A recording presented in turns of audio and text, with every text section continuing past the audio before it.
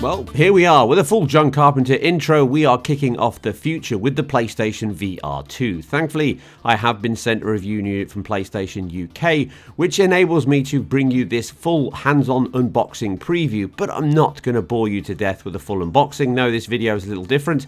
I like to give you something a little bit more. So this will give you an idea of what's in the box, how it all fits together, the ergonomics, and a quick comparison to the original PSVR headset, and hopefully what you can look forward to in the weeks and months to come. This will be the start of a multitude of videos coming up on my channel, so be sure to subscribe for all things PlayStation VR2 and beyond.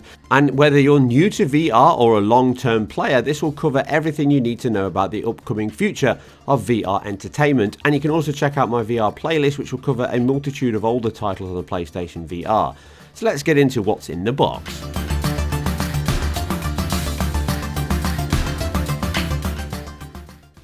Once inside, we get a minimalist and efficient packaging and a layout that is welcome and makes this very quick. But one nice feature is the inner PlayStation box is a rigid cardboard with the PlayStation logo and makes a perfect simple drop in and store case for the PSVR2, which is incredibly welcome for me.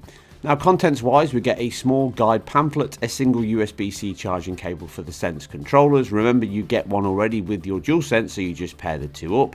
Stereo earbuds that neatly click into the headset and remove any dangling cables, and this is very different to the PSVR1 where the headset was plugged in line with the headset controller itself, which could add more cables and tangle risk.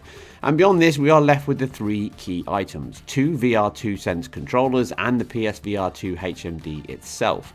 Now, the controllers have a similar feel to half a DualSense and are a little smaller than that. Each come with a safety cable to stop you flinging it at your wife, your husband, or kids by mistake. And they also offer the same haptic feedback of that controller with triggers and analog sticks on each. A huge improvement over the Move controllers from the PS3 that had an extended life on the PSVR.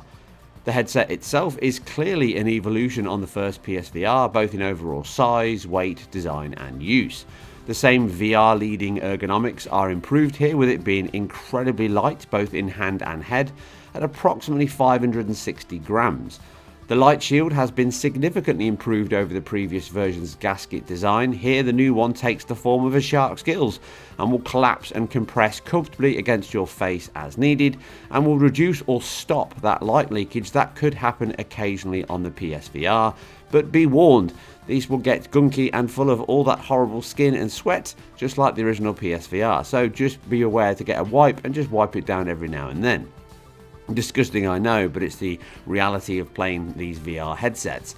The biggest change overall, though, is the elegance and simplicity of the entire VR experience. A simple USB cable is connected to your PlayStation 5 from the front, and the approximate 4-meter cable means you get a huge amount of play area with a single cable for everything.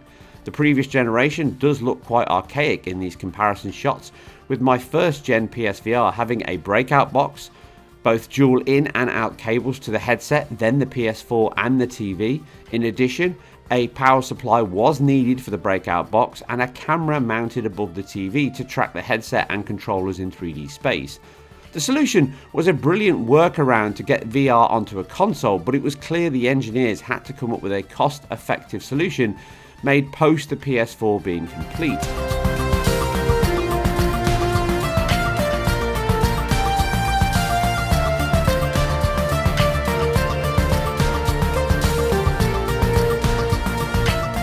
It is very clear that the PlayStation 5 and PSVR2 are made in symbiosis, and as such, just from the physical setup alone, this feels like a vast generational improvement, as it is elegant, clean, and simple to play, making the ease of use to grab your headset and dive into a game much simpler now than before, with a relatively tether-free experience. And I think this will be the very first thing many of you will notice once you get it set up, and you can get all that space back from your original PSVR setup. The features on the headset continue, as it now supports full inside-out tracking within the cameras on the headset itself. The PlayStation 4 camera is no longer required, just as discussed, And the adjustment of the headset is almost the same as the PSVR. Push the rear dial, extend the helmet onto your noggin, close it up, and then turn the dial to the desired torque. A simple press releases this to slip it off your head, and as before, the display piece itself has a sliding bracket with a button just to press and adjust it perfectly for your eyes, and if you wear glasses or just want the snuggest, darkest fit you can get.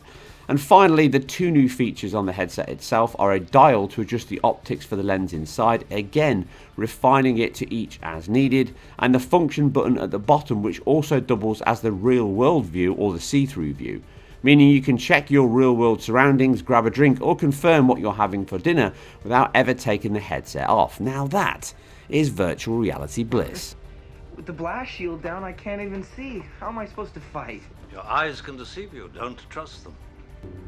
You see? I found the headset on and in use very similar to the PlayStation VRs, but improved in all areas. It has the same DNA and aesthetic of that HMD white rather than black, and the curves and shapes match the organic shapes of the PlayStation 5 itself. But the heritage is clear, but the quality, ease of use and sheer simplicity have all made huge strides, with the reduction in required hardware and wiring being a very welcome revolution for me, and I'm sure many of you once you get your hands on. And that brings this very first PSVR2 video to a close. And we have much more to come, and the real exciting part of the actual games and the headset itself and how it actually works, the quality, the features, the UI and much more. So stay tuned to my channel for a deep dive into PSVR2 where it really matters, extensive coverage on many launch titles, as many as I can cover, with the range itself being very impressive and some true crackers within that are certainly leading the pack. And remember, subscribe to make sure that you get notified as soon as the videos go live. Share this and other videos where possible. Leave all your comments and questions down below and I'll try and include as many as I can in my next review and videos. But for now, I'm out. But I'll see you on the other side.